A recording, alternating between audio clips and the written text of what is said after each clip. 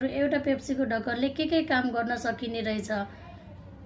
हामी त पेप्सी खाएर त्यतिकै फ्याँकिदिन्छौँ, तर यहाँ चाहिने त दिमाग मात्रै रहेछ क्या साथीहरू। हेर्नुहोस् त कस्तो राम्रोसँग मकै छोड्ने, राम्रोसँग चाहिने भनेको दिमाग मात्रै हो क्या साथीहरू। सदुपयोग गर्न जानुपर्छ, सबै चिज बन्ने रहेछ के। वाह, कस्तो राम्रोसँग तरकारी काट्दा नि आलु छोल्ने पनि बन्ने रहेछ।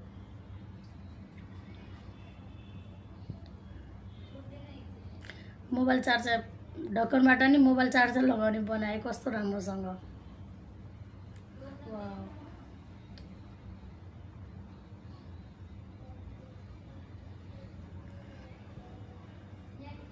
केबल चार्जर ढक्कनबाट, एउटा ढक्कनबाट नि यति राम्रो सदुपयोग गर्न जानेको।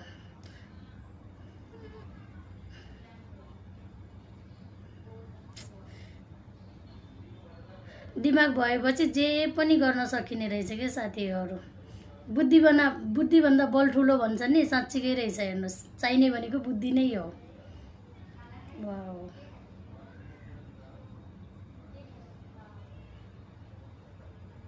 एकदमै राम्रो छ है। कस्तो लाग्यो तपाईँहरूलाई यो भिडियो? राम्रो लाग्यो भने लाइक कमेन्ट गर्नु होला ल।